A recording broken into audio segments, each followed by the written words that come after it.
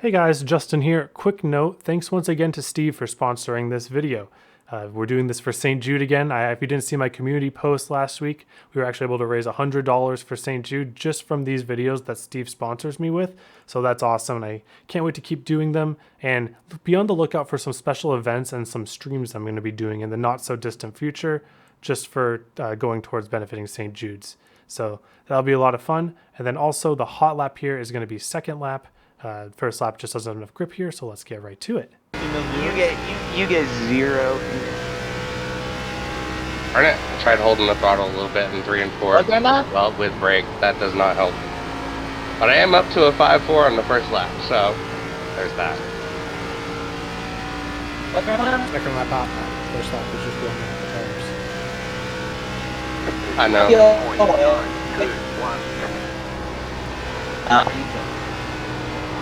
What are you guys running on the first lap normally? It doesn't matter. I run a really outside line, so it doesn't Little matter. wet, too. It doesn't matter. 5 or 6, something like that. It doesn't really matter because I'm so high in 3 and 4. I'm throwing away 2 tenths. So you do need to get a run to it, okay? Oh yeah, absolutely. It's good. Half a tenth down. All right, we're gonna Cross onto the apron. All right, let's take a look at that. So this is gonna be second lap. First lap you can get pretty close, but I don't think that the first lap quite has enough grip in 1 and 2 to be good enough. So this is a 3 and 4 here in this first lap, and then we're coming to our hot lap, which will be the second lap. So you can really do whatever you want here because you can't keep up a lot of momentum on the high side, but that doesn't mean you shouldn't use the high side. I would say that as long as you're anywhere between the middle and the top, and then you turn down to the bottom at some point, then you're going to be just fine. Oops.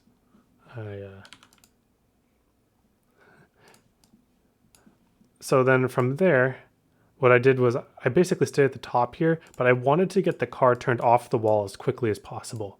So I was just kind of only at half throttle, and then I could feel the car start turning down to the bottom. And the moment it starts turning down to the bottom, I go back to full throttle.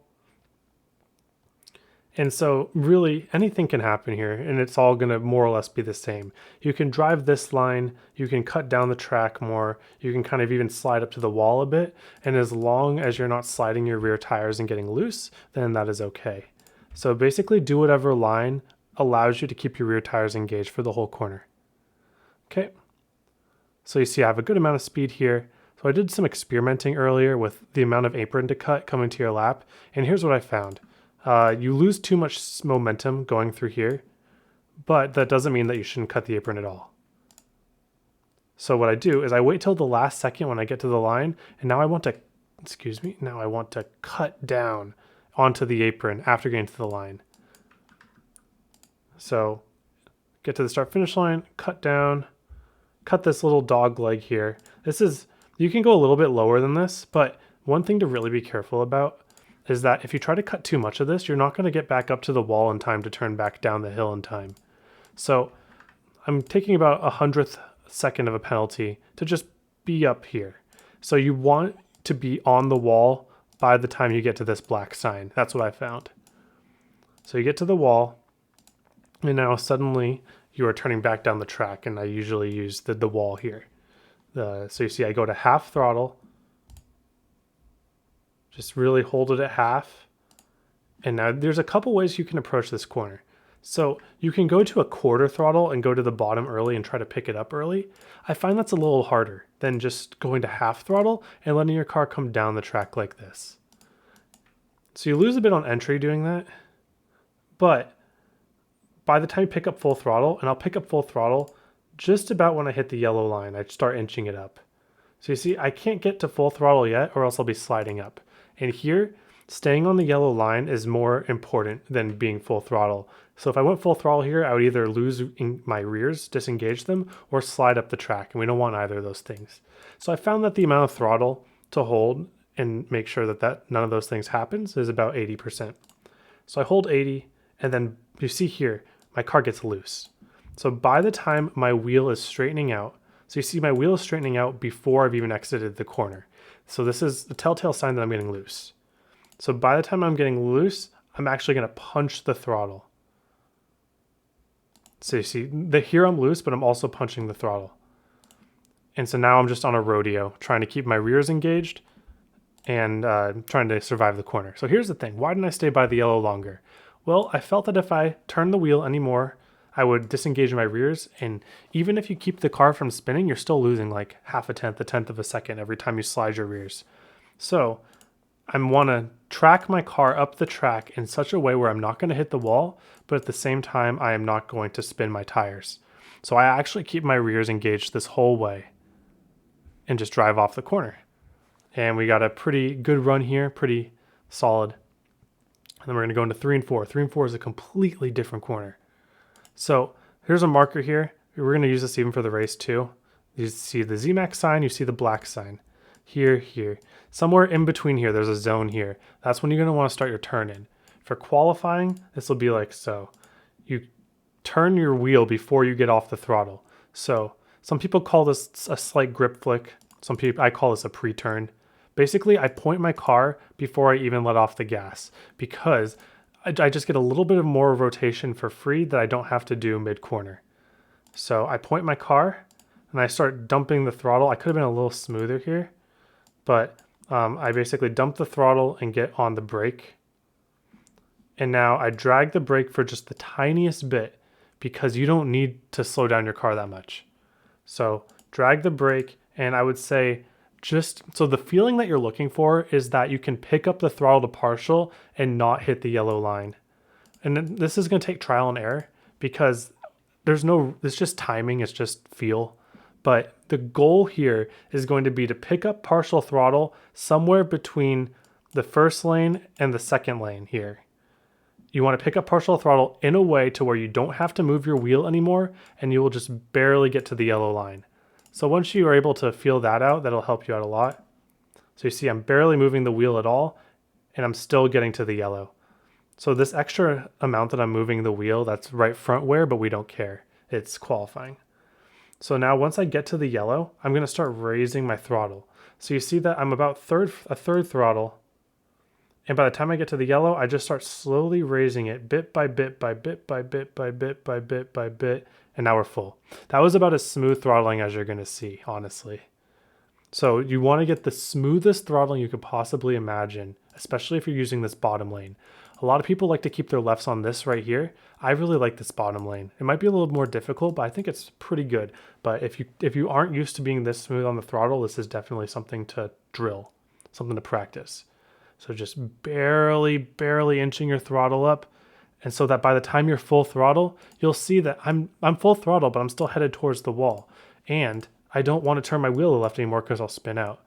Well, luckily, we are just naturally loose enough, barely, to where I can just coax the car just slightly and keep it off the wall. And you look at all the speed we get because of how smooth we were able to throttle up. What that smooth throttle up does is it just keeps our rears engaged the whole time sliding up the track. Again, just like I said earlier, keeping it on the yellow longer will cause our rears to spin. And we don't want that. We want to go forward. And so this is really the only way you can do it. Just slowly, bit by bit, tracking it up to the wall, barely moving your wheel. So this will take some practice. Oh, and then final thing, we do cut the apron here. I don't know how much it gets you. I think it gets you about 100th. It's not that crazy, but still worth doing. But anyways, really good practice this week for smooth driving. If you're a beginner, more for iRacing, really work on your pedal control. Just kind of sit by yourself and be like, all right, smooth, and then just press your pedals smoothly, something like that, and so that you'll be more used to it when you actually need to do it. But anyways, let's go look at the race. All right, let's take a look at that. So this is actually second hour because I accidentally botched my qual first hour, didn't get to start up front. And I was going to review that race anyways, and then I did a funny and didn't save the replay and left the session. So we did a second hour. We're starting second to Derek Justice, who we aren't going to beat, but that's okay. We'll see what he's doing. And I actually learned a lot from him after the race that I'm going to tell you guys about too. So honestly, in terms of the racing, I just followed him the entire time and then fell off at the end. He was able to hold on to a little more tire than me, stay within 3/10 of him for 2/3 of the race, and then he started gapping me about 1/10 a lap. But I learned a couple things. So first off, the line here, you just want to make sure not to lose your rears at any means necessary. But there's also another trick here. So I'm going to go into Derek's cockpit, and we're going to look at two things. We'll go in a few laps ahead. Let's go to lap 10.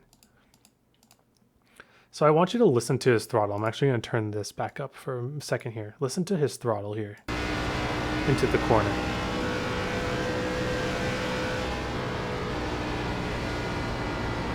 And then it's going to be a little bit hard to hear, but listen to the difference in my throttle. So you can tell, if you have an astute ear, that Derek is letting off the gas a lot smoother than I am.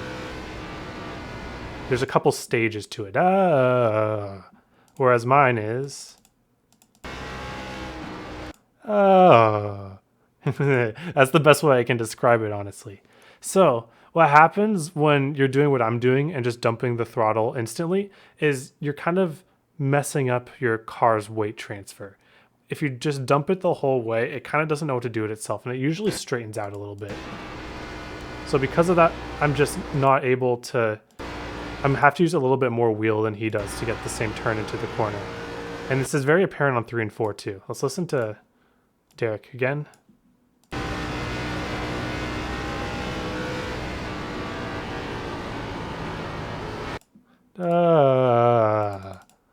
Whereas mine is.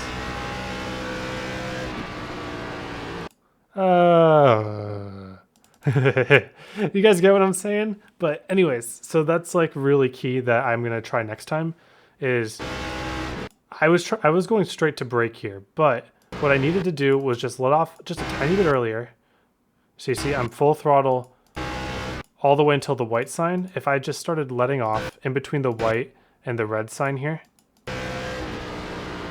then I would be able to get into the corner a little smoother and then get on the brake a little bit later and then get to the bottom. So let's look at Derek's one more time. I know we don't have telemetry. So gradually off the throttle and then a little late braking down the hill. All right, honestly, those are the two big tips I have. The line I found is the same for the entire run.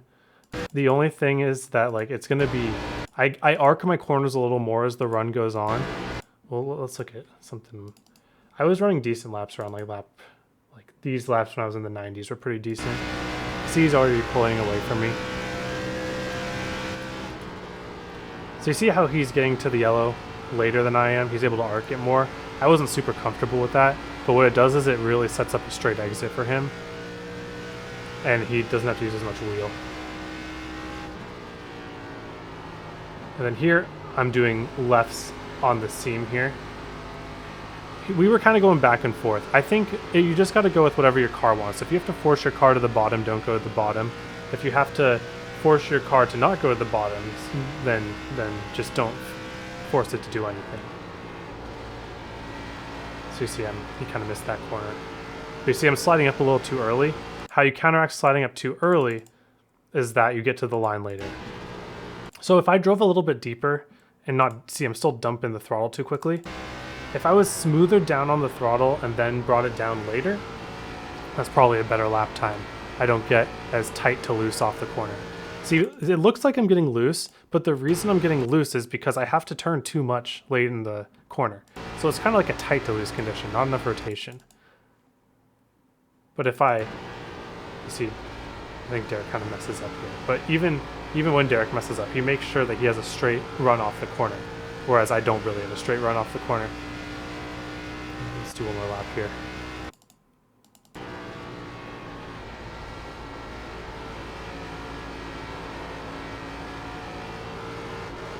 See, I pinned my car down too quickly. I should have been sliding up the track at this point. Too pinned here. But my car's pointed too straight here, so I tried to get a little more rotation out of it, and that's when I started spinning.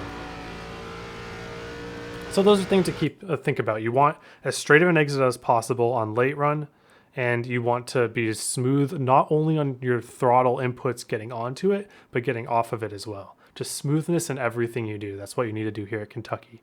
Super fun set, super fun race. Hope you guys enjoy it all. Thank you all for watching. Hope you all have a wonderful day, and I hope to see you all on the track.